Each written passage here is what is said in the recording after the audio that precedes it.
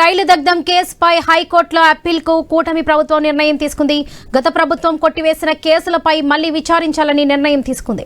ఈ మేరకు హైకోర్టులో అప్పీల్ చేయాలని పబ్లిక్ ప్రాసిక్యూటర్స్ కు ఆదేశాలు జారీ చేసింది.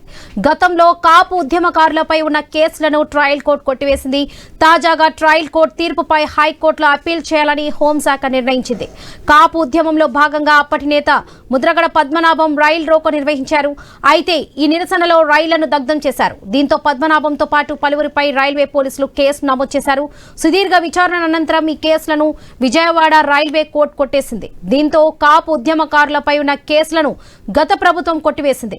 ఇప్పుడు ఈ కేసులపై దృష్టి పెట్టిన కూటమి ప్రభుత్వం మరోసారి విచారించాలని నిర్ణయించింది.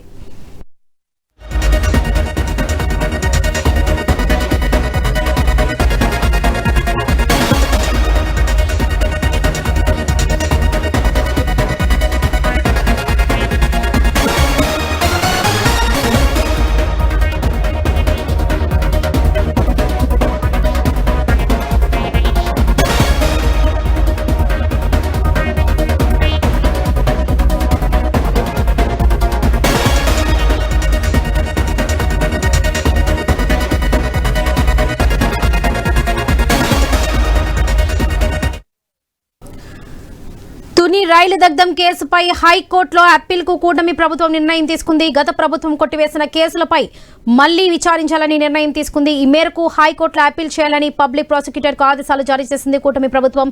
ఇదే విషయానికి సంబంధించి పూర్తి అప్డేట్స్ మా ప్రతినిధి హరీష్ అందిస్తారు. హరీష్,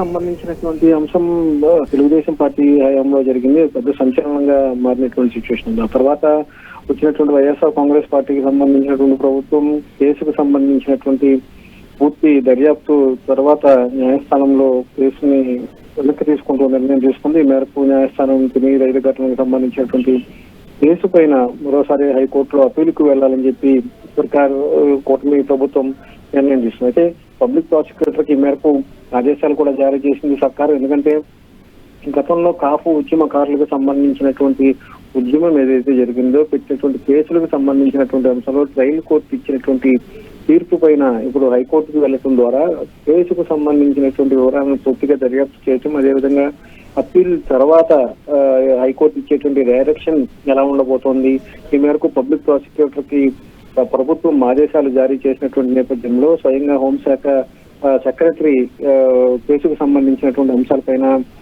ఉన్నత న్యాయస్థానాన్ని ఆశ్రయించాలని చెప్పి నిర్ణయించినటువంటి నేపథ్యంలో గతంలో ఇచ్చినటువంటి రైలు కోర్టు తీర్పు ఏదైతే ఉందో దాన్ని హైకోర్టులో సవాల్ చేసేటువంటి అంశం. ప్రస్తుతం ఈ వ్యవహారం తీవ్రస్థాయిలో రాజకీయ దుమారం చెలరేగింది. ఎందుకంటే గత ప్రభుత్వంలో కొట్టేసినటువంటి కేసుకు సంబంధించినటువంటి వివరాలను ఇప్పుడు మళ్ళీ తిరిగి విచారణ చేయించడం, ఘటనకు సంబంధించినటువంటి అంశాలపైన విచారణ చేయించడం కేవలం రాజకీయపరమైనటువంటి కుట్రలో భాగంగానే ఉందనేటువంటి ఒక అభిప్రాయం కూడా వ్యక్తం అవుతుంది. అయితే ఇప్పుడు ఉన్నటువంటి కేసుకు సంబంధించి అందులో ఉన్నటువంటి సభ్యులు ఎవరైతే ఉన్నారో, కేసులో ఆరోపణలు ఎదుర్కొంటున్నటువంటి వ్యక్తులు ఎవరైతే ఉన్నారో వాళ్ళందరూ కూడా పెద్ద ఎత్తున గతంలో ఉద్యమం చేసినటువంటి వాళ్ళు ఇప్పుడు కూటమి ప్రభుత్వంలో కూడా చాలా మంది నాయకులు ఉన్నటువంటి సిచ్యువేషన్. సో ఇప్పుడు ఈ వ్యవహారం ఎలాంటి మలుపు తిరుగుతుంది, కేవలం ముద్రగడ్ని మాత్రమే టార్గెట్ గా చేసుకుని కేసుకు సంబంధించినటువంటి డైరెక్షన్ ఉండేటువంటి అవకాశం ఉందా, లేదంటే హైకోర్టు డైరెక్షన్ ప్రకారం ఈ కేసుకు సంబంధించినటువంటి వివరాలు ఎలా ఉండబోతున్నాయి, హైకోర్టులో అప్పీల్ తర్వాత కేసుకు సంబంధించినటువంటి పరిణామాలు ఏ విధంగా ముందుకు వెళ్తాయని కూడా ప్రజెంట్ ఆసక్తికరంగా మారినటువంటి సిచ్యువేషన్ అయితే మనకు కనిపిస్తూ ఉన్నారు.